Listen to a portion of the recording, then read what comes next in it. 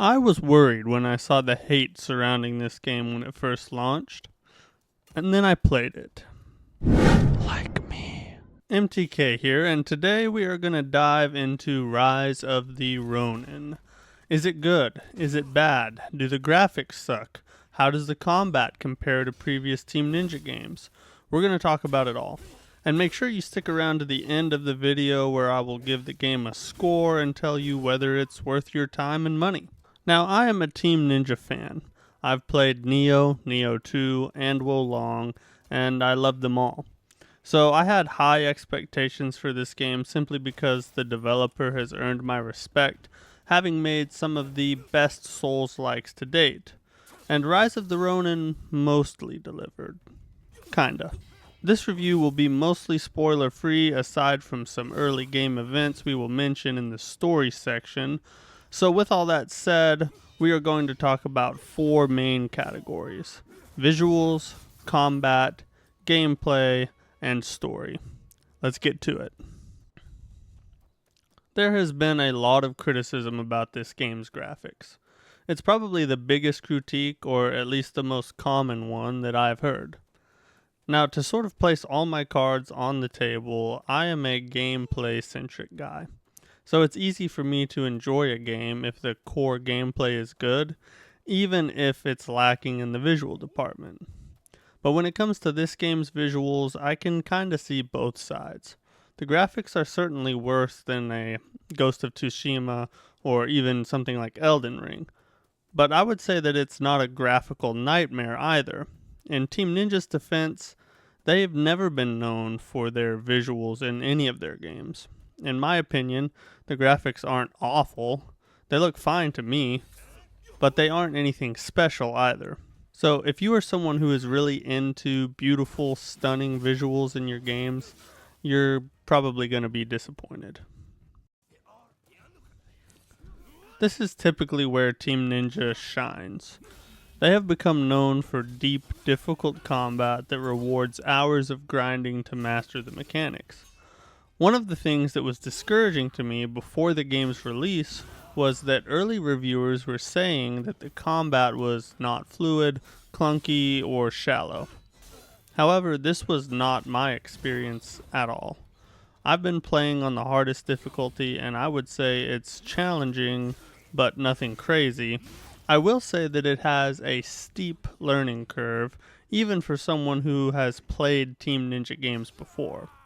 The combat is actually really fun, deep, and faithful to its developer's style, while adding some unique differences to keep things interesting. One of my favorite parts of the combat is just the variety of combinations you can unleash after you get familiar with the mechanics, companions, stance system, and weapon types. I enjoy games that make you feel invincible if you're willing to put in the work. Rise of the Ronin is definitely one of those kind of games. The parry system is built on the foundation of what Wo Long started. Personally, I felt that Wo Long's parry system was a little bit smoother, but regardless, I feel that the overall combat in this game did not disappoint and keeps you coming back for more hour after hour.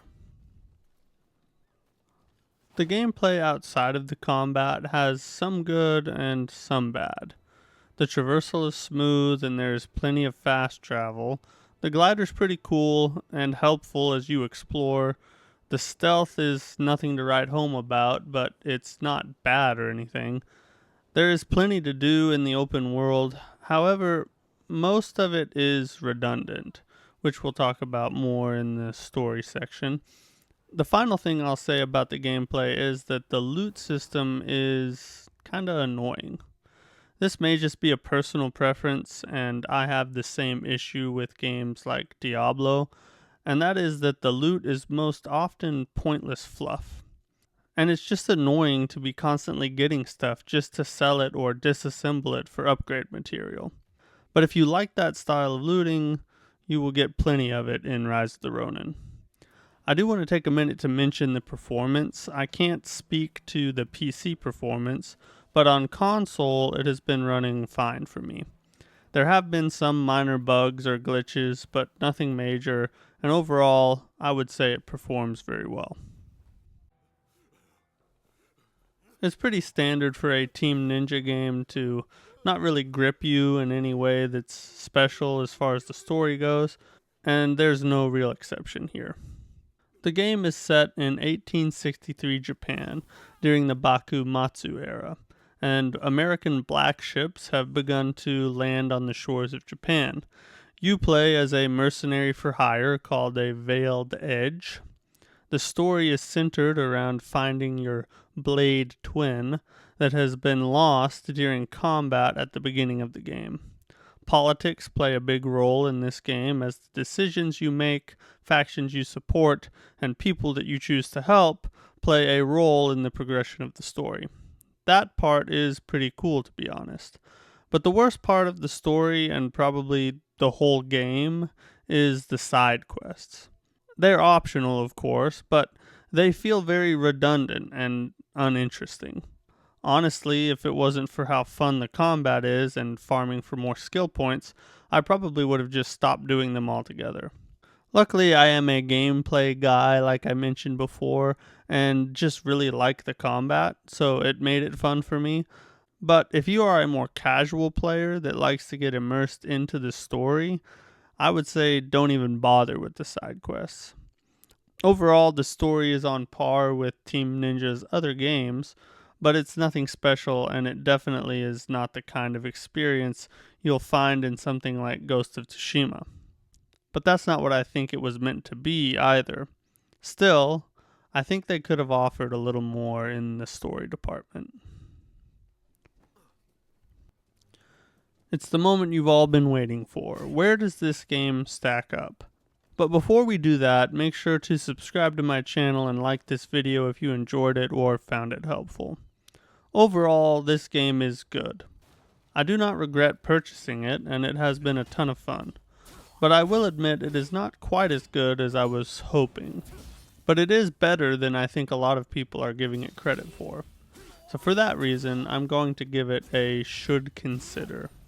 I think it's worth a playthrough, especially if you like Team Ninja's other games, or Souls-likes in general. But hey, that's just my opinion. Let me know in the comments what you thought of Rise of the Ronin, and I'll see you guys next time. Do it now. Smash like.